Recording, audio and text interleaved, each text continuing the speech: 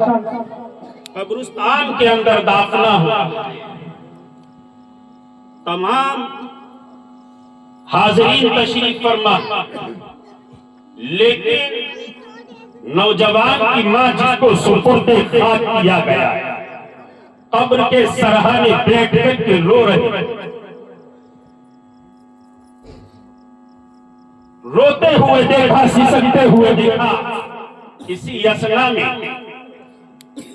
یعنی اس ضعیفہ کے لبوں پر مسکراہٹ آتی، چہرہ گلاب کے پھول کی طرح کھل جاتا۔ حاضرین نے پوچھا، اے ضعیفہ، ابھی تو تمہارا چہرہ مرجھایا ہوا تھا، تمہاری آنکھوں سے زار و قطار آنسوؤں کے قطرے ٹپک رہے، دل غم میں ڈوبا ہوا تھا، آخر ایسی کیا وجہ ہوئی جو تمہارے ہونٹوں پہ مسکراہٹ آ گیا، تمہارا چہرہ گلاب کے پھول کی طرح کھل گیا؟ عزیزان گرامی، وہ ضعیفہ کہتی ہے، جب میرے اس بیٹے کے انتقال کا وقت قریب آیا، بستر علالت پہ کروٹیں بدل رہا تھا، ایسے عالم میں میرے اس بیٹے نے مجھ کو اپنے پاس میں بلایا اور بلانے کے بعد میں یہ وصیت کی، اے میری ضعیفہ ماں، اے میری بوڑھی ماں، میرے انتقال کا وقت قریب آ چکا ہے، میں نے اپنی زندگی تمام تر گناہوں میں ملوث ہو کر کے گزاری ہے، دنیا کا کوئی برا کام ایسا میں نے نہ چھوڑا ہے جو اپنی زندگی میں نہ کیا ہو، میں نے لوگوں کے اوپر ظلم و ستم کیے ہیں، لوگوں کو ستایا ہے، لوگوں کے دلوں کو دکھایا ہے، لوگوں کے مالوں کو لوٹا ہے، میرے مرنے کی خبر سن کر کے کوئی یعنی افسوس نہ کرے گا، غم نہ منائے گا، میرے حق میں دعا نہ کرے گا، لوگ خوش ہوتے ہوئے نظر آئیں گے۔ اے میری بوڑھی ماں، جب میرا انتقال ہو جائے اور مجھ کو غسل دے دیا جائے، کفنا دیا جائے، اس ایسے عالم میں اپنا پیر میں جوتی کے، میں چپل کے میرے رخسار پر رکھنے کے بعد میں میرے حق میں یہ دعا کر دینا، اے پروردگار عالم مالک و مولا، میں اپنے اس گناہگار بیٹے سے راضی ہوں، مولا تو بھی اپنی رحمت سے راضی ہو جا۔ عزیزان گرامی، وہ ضعیفہ کہتی ہے، میرے بیٹے کا انتقال ہو گیا، انتقال ہو جانے کے بعد میں نے ایسا ہی کیا، اپنے بیٹے کے رخسار پر اپنا پیر میں جوتی کے رکھنے کے بعد میں اپنے بیٹے کے حق میں دعا فرمائی، اے اللہ، میں اپنے بیٹے سے راضی ہوں، مولا تو بھی میرے بیٹے سے راضی ہو جا۔ عزیزان گرامی، شاید یہ بات تمہارے ذہن میں نہیں آ رہی ہوگی کہ اس لیے اللہ کے محبوب صلی اللہ علیہ وسلم ارشاد فرماتے ہیں، ماں باپ کی رضا میں اللہ و رسول صلی اللہ علیہ وسلم کی رضا شامل ہے، اور ماں باپ کی ناراضگی میں اللہ و رسول صلی اللہ علیہ وسلم کی ناراضگی شامل ہے۔ عزیزان گرامی، وہ ضعیفہ کہتی ہے،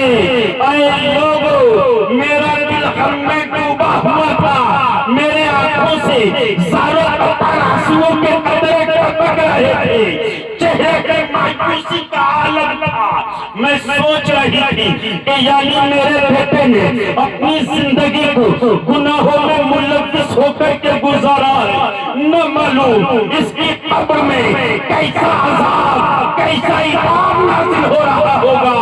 اور میرے بیٹے کی جدائی کا غم تھا، میرے گھر کا چشم و چراغ میری زندگی سے دور چلا گیا،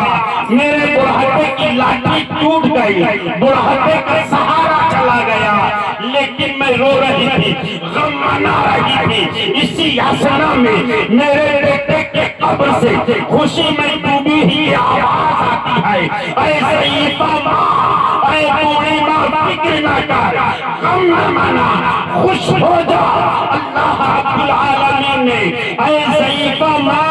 تمہاری جوتی کے صدقے میں، تمہارے قدم مبارک کے صدقے میں اللہ رب العالمین نے میرے تمام تر گناہوں کو معاف فرما دیا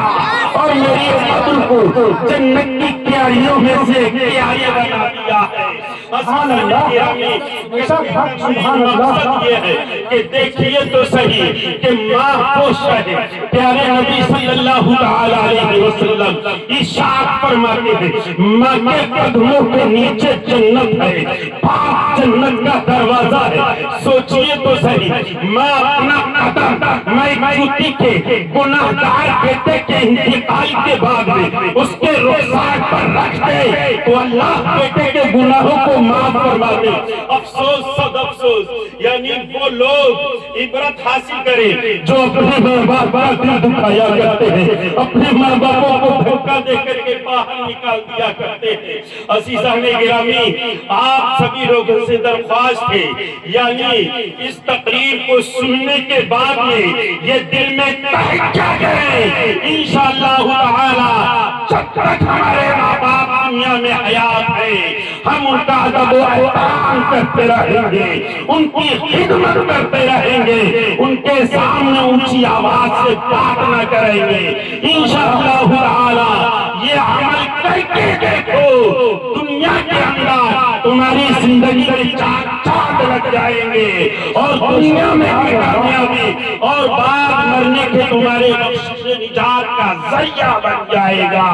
اللہ کی بارگاہ میں دعا ہے کہ پروردگار عالم مالک و مولا میرے بولنے میں عمدن یسیر بن قصدن لفظن جو بھی غلطیاں خامی ہوئی مولا کریم اپنے حبیب پاک صلی اللہ علیہ وسلم کے صدقے میں معاف فرما کر اپنی بارگاہ میں قبول و مقبول فرمائے اور ہم سبھی سامعین و حاضرین کو سننے سے زیادہ عمل خیر کرنے کی توفیق رفیق مرحمت فرمائے۔ استغفر اللہ ربی من کل ذنب واتوب الیہ، لا الہ الا اللہ محمد رسول اللہ، وآخر دعوانا ان الحمد للہ رب العالمین۔ السلام علیکم ورحمۃ اللہ۔